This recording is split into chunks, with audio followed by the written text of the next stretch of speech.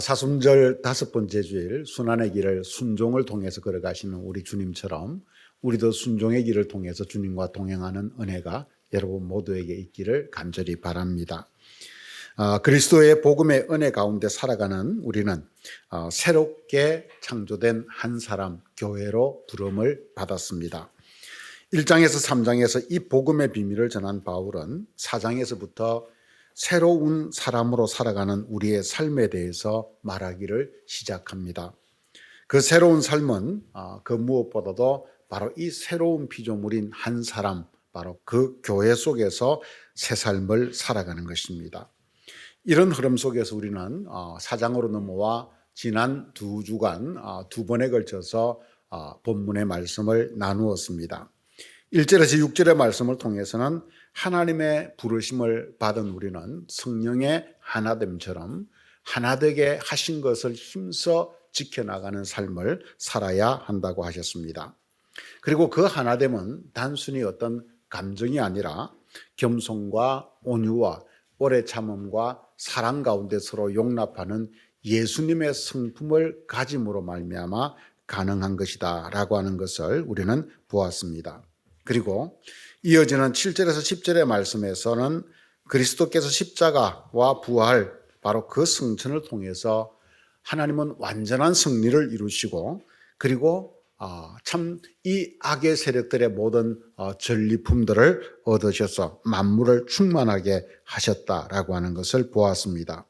이 충만은 한마디로 이야기하면 하나님이 보시기에 심히 좋은 상태로의 회복, 즉 다시 말해서 만물이 하나님이 지으신 원래 그 창조의 완전함으로 회복된 상태를 말해주는 것입니다. 주님은 그 풍성함을 따라서 각 사람들에게 바로 전리품인 은혜의 선물들을 우리에게 나누어 주셨습니다. 그러므로 교회의 하나됨은 바로 이 풍성한 은혜의 선물 안에서 성취되어져 가는 것입니다. 그렇다면 이제 우리는 이런 질문이 생깁니다. 그리스도의 완전한 승리로 하나님이 우리에게 나눠주신 선물은 무엇인가? 그 선물은 우리에게 왜 주셨는가? 라고 하는 바로 그런 물음들이지요. 오늘 본문은 그 질문에 대한 답을 우리들에게 정확하게 해주고 있습니다. 11절은 우리들에게 먼저 그 선물의 실체를 이렇게 드러내어서 말씀을 해줍니다. 같이 한번 읽어봅시다. 그가 어떤 사람은 사도로, 어떤 사람은 선지자로, 어떤 사람은 복음 전하는 자로, 어떤 사람은 목사와 교사로 삼으셨으니. 아멘. 하나님의 경륜 속에서 성취된 그리스도 예수의 승리, 그 전리품은 우리는 10절에서 만물의 충만하심이었다라고 하는 것을 보았습니다. 그래서 하나님은 그 충만하심을 따라 이제 우리에게는 각 사람의 분량대로 그리스도의 은혜의 선물을 나누어 주셨습니다. 오늘 말씀은 바로 우리가 받은 이 교회가 받은 그 선물 꾸러미를 우리들에게 풀어서 펼쳐놓고 있습니다. 그런데 거기에는 선물을 받은 사람들이 가득 차 있는 것을 우리는 보게 됩니다. 사도들, 선지자들, 복음 전하는 자들, 그리고 목사와 교사 등등입니다. 그리고 그 앞에는 어떤 사람이라고 하는 말이 계속해서 반복되고 있습니다. 그러므로 우리는 이 선물의 실체를 확인하면서 놀라운 사실 한 가지를 발견하게 됩니다. 하나님이 주신 선물은 능력이 아니라 사람이라고 하는 사실입니다. 여러분, 교회는 건물이나 프로그램으로 세워지는 그러한 곳이 아닙니다. 교회는 사람으로 세워지는 공동체입니다. 이것이 바로 성경이 우리들에게 정의해 주는 교회의 본질입니다. 그래서 주님은 그 몸된 교회를 당신의 선물을 받은 사람들로 가득 채우시는 것입니다. 주님은 교회에 사도를 주시고 어떤 사람은 선지자를 주시고 어떤 사람은 복음 전하는 자를 주시고 어떤 사람은 목사와 교사로 삼아서 주셨습니다. 그런데 그 직분 이전에 그들은 어떤 사람들이다 라고 하는 바로 이 사실입니다. 우리는 이 어떤 사람이라고 하는 말이 주어임을 우리는 주목해야 합니다. 그러므로 선물은 직분 이전에 교회를 세우기 위한 기능적 은사를 가진 사람들, 바로 그들임을 말해주는 것입니다. 다시 말해서 교회는 단지 은사를 가진 사람들이 모여 있는 그러한 기능적인 곳이 아니라 먼저 사람 서로가 하나님의 선물인 공동체이다라고 하는 이야기지요. 여러분 옆에 있는 사람들을 한번 보십시오. 옆에 있는 사람들은 한 사람 한 사람들이 바로 하나님의 선물들입니다. 그래서 우리 모두는 정말 존귀한 자들입니다. 교회는 바로 이 선물들로 이루어진 공동체인 것입니다. 우리는 오늘 본문을 보면서 직분이 무엇인가에 대해서 우리는 집중을 하고 그 직분 자체만을 우리는 선물로 생각하는 경향이 있습니다. 하지만 오늘 본문이 우리들에게 분명하게 그 직분에 앞서 어떤 사람이라고 하는 것을 분명하게 밝히고 있듯이 우리는 직분 이전에 사람을 놓치지 말아야 합니다. 물론 우리는 이 직분에 대해서도 지식적으로 알아야 합니다. 사도는 보냄을 받은 사람이라고 하는 바로 그런 뜻이지요. 이 사도는 초기 기독교회 속에서 특별한 의미를 가진 그런 존재들로서 그들은 교회의 기초를 이룬 바로 그런 사람들입니다. 하지만 초기 교회의 역사는 이 사도시대, 그 이후에 속사도시대, 그리고 이어지는 교부들의 그 시대로 이어져 가면서 이 사도라고 하는 직분은 그 시대에 있었던 한 시대적인 그런 직분이었다라고 하는 것을 우리는 보게 됩니다. 그 다음에는 선지자가 등장합니다. 여기서 선지자는 초기 교회 공동체 속에서 하나님의 계시를 직접 받아 전달하는 그런 역할을 했던 사람들입니다. 당시 교회의 예배에서 예언자의 역할, 선지자의 역할이 중요했던 것은 지금처럼 성경이 기록되어 있거나 혹은 성경이 정경화되어 있기 이전이었기 때문입니다. 그러므로 이 역할 역시도 성경이 없던 그 시대에 필요했던 직분입니다. 복음 전하는 자, 전도자라는 이름으로 복음 전하는 자는 전도자라고 하는 이름으로 다른 곳에서 2번 등장합니다. 사도행전 21장 8절에서 전도자 빌립이라고 하는 말이 등장을 하고, 바울은 디모데를 향해서 디모데후서 4장 5절에서 전도인의 일을 하며 내 직무를 다하라 라고 하는 권면을 합니다. 이때 전도자, 전도인이라고 하는 말이 등장합니다.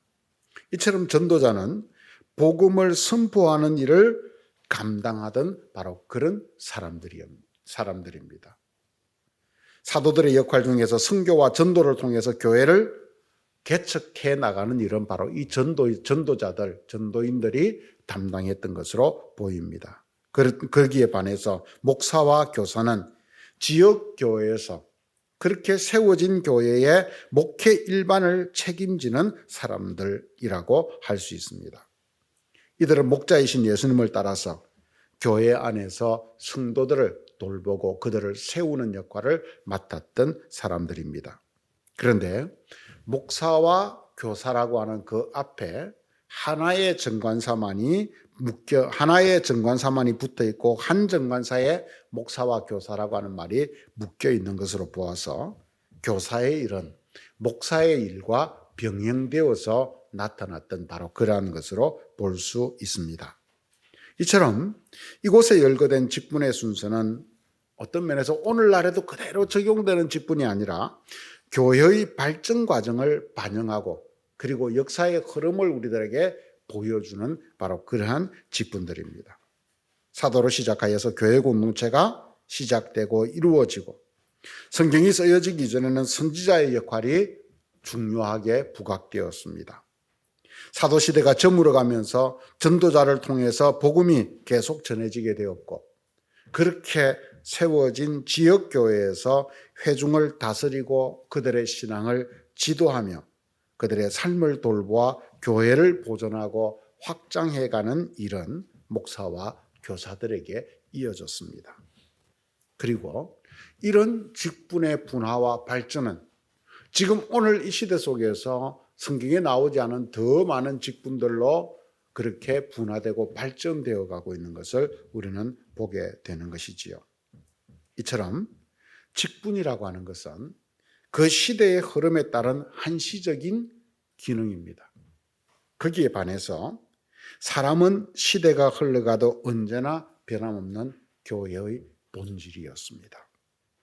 하나님은 시대의 흐름에 따라서 사람을 불러서 각양 다양한 은사와 그 시대에 맞는 직분들로 우리에게 선물을 주셨습니다. 하지만 그 속에서 항상 변함없는 것은 교회의 본질이 사람이라고 하는 것, 바로 그것입니다. 그래서 하나님의 선물은 직분 이전에 사람이라고 하는 것. 내 주변에 있는 사람 자체가 바로 우리 교회에 주신 하나님의 선물이라고 하는 것. 우리는 그것을 놓치지 말아야 됩니다. 그런데 은사와 이 직분이 사람과 시대에 따라서 각각 다르게 나타나는 것은 바로 거기에 하나님의 분명한 목적이 담겨 있기 때문입니다. 그래서 12절은 그 목적을 우리들에게 이어서 이렇게 말씀을 해줍니다. 12절을 같이 읽어볼까요? 이는 성도를 그리스도의 몸을 세우려 하심이라. 여기서 각 사람에게 분량에 따라서 다양한 은사와 직분을 주시는 목적이 분명하게 나타나고 있습니다. 첫 번째는 성도를 온전하게 하는 것입니다. 교회의 본질인 사람, 성도를 온전하게 하기 위해서 하나님은 다양한 은사와 직책을 여러 사람들에게 주신다라고 하는 이야기입니다. 그리고 그 목적은 그래서 당연히 사람입니다. 여기서 온전하게라고 하는 말, 헬라어는 카타르티조라고 하는 이 단어인데 이것은 부러진 뼈를 맞추는 것 혹은 찢어진 그물을 수선하는 것과 같은 바로 그런 의미를 담고 있습니다. 즉 부러진 뼈이든 찢어진 그물이든 그것을 고쳐서 온전하게 다시 만드는 것, 바로 그것을 온전하게 하는 것이다 라고 말하는 것이지요. 그래서 본문에서 성도를 온전하게 하며 라고 하는 이 말에는 우리 성도들의 불완전함, 부족함이 함께 전제되어 있습니다. 우리는 부족하고 불완전한 사람들입니다. 그런데 섬김을 통해서, 직분자들의 섬김을 통해서, 우리의 은사를 따른 섬김을 통해서 그들을 온전하게 세워가는 것입니다. 하나님은 직분과 은사를 통해서 그것을 고치고 온전하게 해가는 것이지요. 그것이 바로 교회입니다. 두 번째는 봉사의 일을 하게 하며입니다. 사도만 일하는 교회 혹은 특정한 사람만이 일하는 교회가 아니라 모든 성도가 사역자가 되는 교회, 이것이 바로 하나님의 큰 그림입니다. 왜냐하면 교회는 하나님의 살아있는 몸, 그리스도의 살아있는 몸이기 때문입니다. 그래서 오랜 세월 교회의 두 축은 코이노니아라고 하는 것과 디아코니아라고 하는 것이었습니다. 즉 교제와 봉사, 이것이었습니다. 교제와 봉사를 통해서 우리가 온 그리스도 안에서 한 몸을 온전하게 이룬다라고 했고, 그래서 그것을 끊임없이 교회는 두 축으로 삼아왔습니다. 그러므로 성령의 은사는 보여주기 위한 것이 아니라 성도의 사귐, 교제를 우리에게 이끌어내고 더 나아가서 교회를 봉사하고 섬기기 위한 것이다 라고 하는 것입니다. 그래서 우리는 바로 이 봉사를 통해서 세 번째, 섬김과 봉사를 통해서 세 번째 목적에 이릅니다. 세 번째는 궁극적으로 그리스도의 몸을 세운다라고 하는 것입니다. 여기서 핵심은 이것입니다. 직분이나 은사의 최종 목적은 나가 아니라 교회의 공동체다라고 하는 사실입니다. 은사를 통해서 내가 드러나는 것이 아니라 교회가 세워져야 한다라고 하는 것이지요. 여기서 하나님이 선물인 사람에게 직분을 주신 것은 교회를 더 효율적으로 섬기기 위한 것이었습니다. 그러나 그 섬김이 목적이 아니라 그것은 결국 그리스도의 몸의 건설, 교회를 세우기 위한 것이 궁극적 목적이었습니다. 그리스도께서 선물 교회의 직분자들을 주신 목적도 그리스도의 몸인 교회를 바로 세우기 위한 것입니다. 그러므로 우리는 내가 어떤 직분을 받았던, 내가 어떤 은사를 받았던 그 속에서 이것의 방향, 목적은 단 한 가지, 오직 주님의 몸된 교회를 바로 세워나가는 여기에 목적이 있다라고 하는 것을 놓치지 말아야 합니다. 그렇다면 여러분, 왜 교회를 바로 세우는 것이 이렇게 중요할까요? 왜 교회를 우리는 이렇게 바로 세워가야 할까요? 인물의 오늘 13절은 우리가 교회를 세우는 일이 어디까지 가야 하는가를 더 자세히 설명하면서 보여줍니다. 13절을 읽어봅시다. 우리가 다 하나님의 아들을 믿는 것과 그리스도의 장성한 분량이 충만한 데까지 이르리니. 아멘. 여러분, 여기에 교회에 대한 목표가 나옵니다. 오늘 바울은 점점 선물이라고 하는 것에서부터 시작해서 본질적인 목적으로 한 걸음 한 걸음 더 깊이 들어갑니다. 교회를 세우는 것이 목적이었는데, 그런데 그 교회를 세우는 것이 어떻게 더 궁극적으로 나아가는가라고 하는 것을 보여주는 것이죠. 먼저 믿음의 하나됨입니다. 3절은 우리들에게 성령의 하나됨을 지키라 라고 우리들에게 권면했습니다. 그런데 13절은 이것을 좀 더 구체적으로 믿음의 하나됨이다 라고 말합니다. 하나된 믿음이라고 하는 것은 무엇입니까? 그것은 일치된 신앙 고백, 하나된 신앙 고백을 말하는 것입니다. 교회는 각양 다른 사람들이 모였지만, 각양 다른 배경을 가진 사람들이 모였지만, 교회가 교회인 것은 하나된 신앙 고백, 일치된 믿음의 고백을 가지고 있기 때문입니다. 2000년 전의 교회와 지금의 교회가 하나인 것은, 그것을 우리가 하나라고 고백하는 것은 바로 거기에 일치된 믿음의 고백을 가지고 있기 때문입니다. 2000년 전에 사도들이 고백했던 그 고백을 오늘 우리들이 지금 여기에서 고백하는 것입니다. 그것이 뭡니까? 사도신경입니다. 그래서 교회에서 사도신경을 외우면 사람들은, 어떤 사람들은 에이 고리타분하게 아직도 사도신경을 외우는 교회가 있나? 라고 말을 하는 사람들도 있습니다. 하지만 그 고백은 사실 2000년 전에 그 사도들의 교회와 지금의 우리 교회를 하나로 연결시켜주는 고리가 되는 것입니다. 더 나아가서 그 고백은 이 전 세계에 흩어져 있는 모든 다양한 교회들이 하나된 교회임을 확인하는 바로 그런 자리가 되는 것입니다. 교회가 각각 다른 모양, 다른 특징, 다른 어떤 그런 이 교단, 그 소속, 이러한 것들을 가지고 있다 할지라도 일치된 믿음의 고백을 가졌기 때문에 전 세계 교회는 하나인 것입니다. 이처럼 우리는 모두 서로 달라도 믿음의 고백만은 하나여야 한다. 그것이 바로 교회다라고 하는 것을 기억해야 됩니다. 그런데 이 믿음은 막연한 것이 아니라 믿음은 대상을 가지고 있는 것이지요. 우리의 믿음의 대상은 하나님 아버지와 그 아들 예수와 그리고 성령입니다.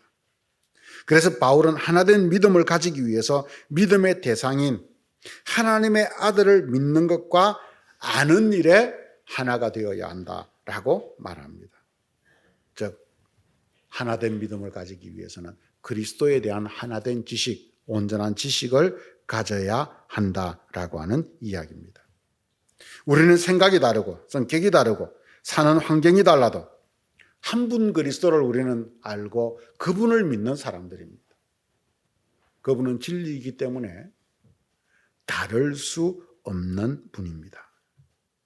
여기서 그리스도를 아는 지식은 단순한 정보나 지식이 아니라 인격적으로 그분을 알고 경험하는 것을 말합니다. 우리가 그리스도를 아는 것은 그리스도를 알고 경험하며 그분을 닮아가는 관계적인 지식입니다.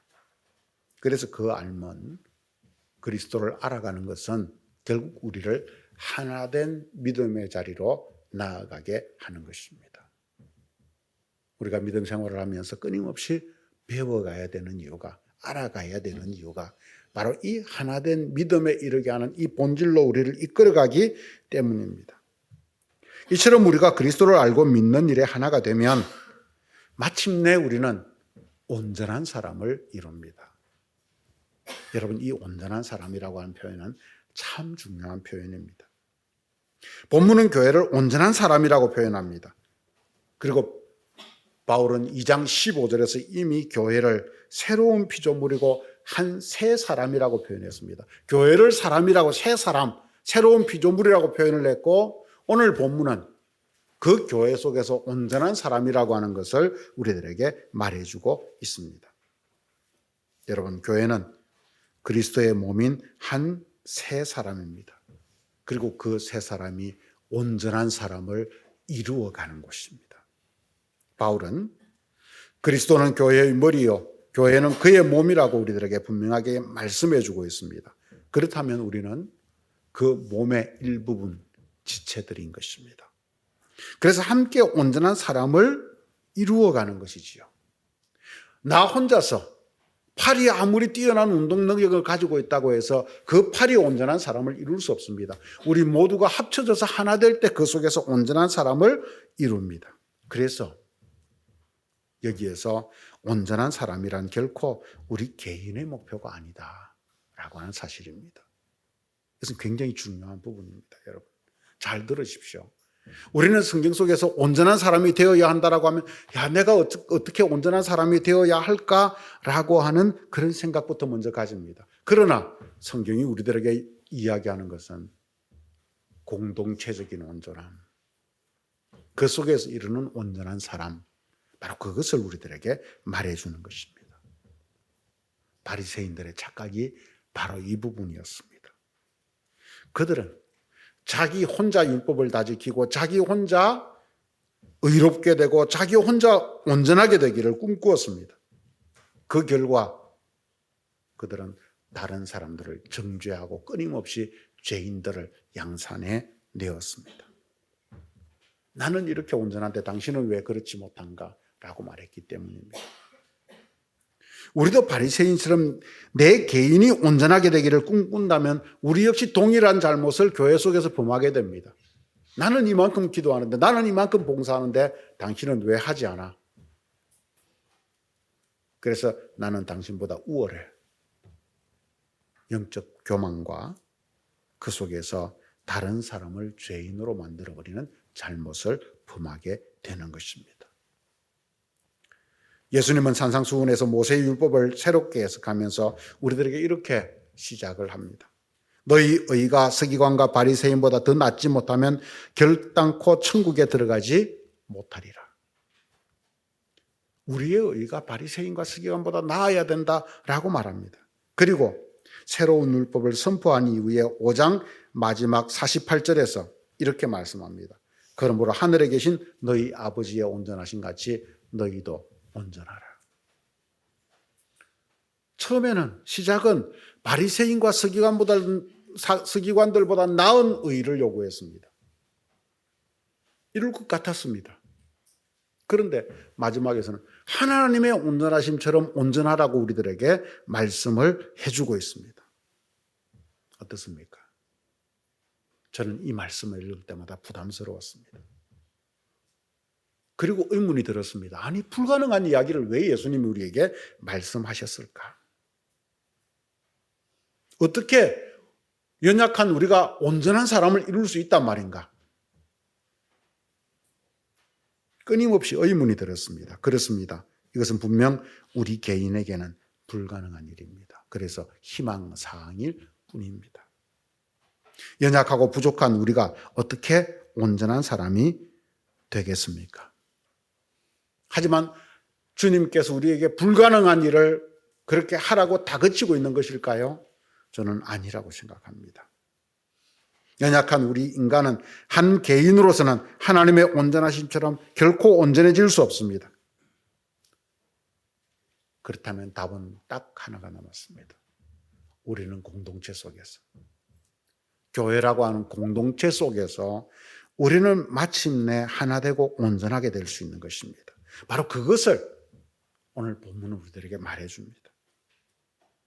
오늘 말씀은 우리가 한 세 사람 교회를 통해서 하나가 될 때 온전한 사람이 된다, 라고 말합니다. 다시 말해서 우리는 하나된 교회를 통해서 온전한 사람이 되기를 꿈꿔야 됩니다. 그래서 교회가 중요한 것입니다. 부족하고 연약한 우리가 모여서 서로 섬기며 그리스도를 믿는 것과 아는 일에 하나가 될 때 거기에서 한 개인의 한계를 넘어서 우리는 결국 온전한 사람이 하나된 온전한 사람이 될 수 있기 때문입니다. 그리고 그 온전한 사람은 우리의 궁극적인 목적인 그리스도의 장성한 분량에까지 분량이 충만한 데까지 자라게 되는 것입니다. 이것은 다 불가능한 이야기가 아닙니다. 교회 공동체 속에서 그 공동체 속에서 우리가 이루어갈 수 있는 일이다. 참된 교회를 세울 때 이 일은 이루어진다라고 하는 그 비전을 우리에게 던져주고 있는 것입니다. 그래서 하나님은 사람을 교회에 선물로 주셨습니다. 그 사람들에게 각각 다른 직책과 은사를 선물로 주셨습니다. 그래서 팔은 팔의 역할을 하고 다리는 다리의 역할을 하고 각 장기들은 장기의 그 역할을 자기의 역할을 하여서 한 몸을 이룰 때 우리는 결국 우리의 부족함과 연약함을 넘어서 온전한 하나를 이루게 된다. 온전한 한 몸을 이루게 된다라고 하는 것을 말해주는 것입니다. 다리가 팔의 역할을 못해서 부족한 것이 아니라 다리는 다리의 역할만 하기 때문에 온전해지는 것. 팔은 팔의 역할만 하기 때문에 온전해지는 것. 그래서 다리가 열심히 움직이면서 나는 이렇게 열심히 걷는데 팔, 너는 왜 움직이지 않아? 라고 말하지 않는 것. 그것이 바로 우리가 온전함으로 나아가는 길이다라고 하는 이야기입니다. 그래서 마침내 그리스도의 충만한 데까지 자라가게 되는 것입니다. 이런 면에서 보면 여러분, 우리의 신앙생활 속에서 교회가 얼마나 핵심적인 것인가. 우리의 신앙의 목표를 이루어가는 데 있어서 우리가 교회 공동체를 만나고 이 교회 공동체를 우리 이루어간다라고 하는 것이 얼마나 큰 은혜인가, 얼마나 큰 선물인가라고 하는 것을 우리는 기억해야 됩니다. 여러분, 교회의 성장한 숫자가 아니라 그리스도의 충만함에 이르는 것입니다. 그래서 그리스도의 모습을 가지는 것이죠. 그래서 우리는 마침내 하늘에 계신 아버지의 온전하심과 같이 우리도 온전하게 되는 것입니다.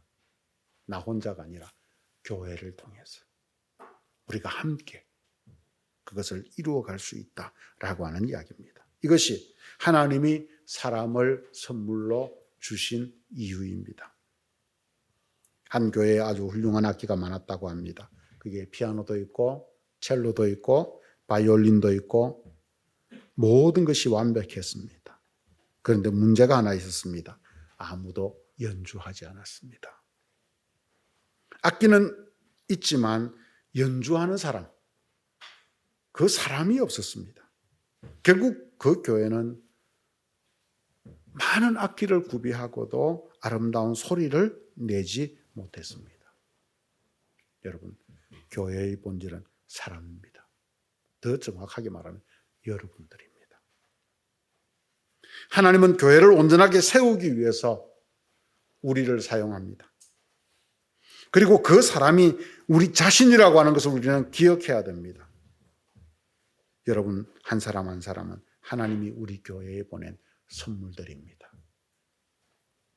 사랑하는 성도 여러분, 우리 모두는 그리스도의 충만하심을 따라 이 땅에 주어진 선물들입니다. 하나님은 우리 모두에게 각각 다른 은사와 직책을 나누어 주셨습니다. 은사는 가지고 있는 것이 중요한 것이 아니라 사용될 때 의미가 있습니다. 그러므로 각자 자신의 은사와 직책을 통해서 서로를 섬기며 온전한 성도들이 되어서 그리스도의 몸을 세워가는 것, 바로 그것이 우리 교회 생활의 목표가 되어야 합니다. 그 안에서 그리스도를 더 깊이 알아가며 하나된 믿음, 하나된 고백을 가지고 그 믿음으로 모든 것을 넘어설 수 있는 그런 사람들이 됩시다. 그런 교회가 됩시다. 그래서 험한 세상에서 온전한 사람이 되어 그리스도의 장성한 분량으로 충만한 교회, 이 땅의 사람들이 우리 교회를 통해서 그리스도의 모습을 발견할 수 있는 교회, 하나님의 살아계심을 확인할 수 있는 교회, 바로 그런 교회를 저와 여러분들이 함께 이루어가는 사람들이 되기를 주님의 이름으로 간절히 축원드립니다. 같이 기도하겠습니다. 하나님 아버지, 은혜를 감사합니다. 오늘도 저희들에게 귀한 시간을 주셔서 오늘도 주님의 말씀, 주님의 음성을 듣게 하시니 감사합니다. 오늘도 말씀을 통해서 우리 자신들의 모습을 돌아봅니다. 아버지, 우리를 긍휼하게 해주시고 오늘도 주님께서 우리에게 주신 선물이 바로 우리 자신, 사람이라고 하는 사실을 우리는 배웠습니다. 주님, 우리 각자에게 주어주신 하나님의 그 은혜의 선물을 따라서 주님, 우리 각자가 성도를 섬기고 봉사하고 그래서 교회를 세우고 그 교회를 더 온전하게 온전하게 함으로 말미암아 마침내 그리스도의 장성한 분량에 이르는 교회가 되도록 인도하여 주시옵소서. 주님, 우리는 늘 부족합니다. 우리는 늘 연약합니다. 하지만 함께 있으면 주님 안에서 하나가 되면 우리는 온전해질 수 있다는 것을 믿습니다. 그것이 교회임을 우리는 고백합니다. 주님, 그래서 우리가 그리스도를 더 깊이 알아가고 하나된 믿음으로 그리스도의 장성한 분량에 이르는 일치된 공동체를 세워가는 우리 곡강이 되도록 인도하여 주옵소서. 예수님의 이름으로 기도드렸습니다. 아멘.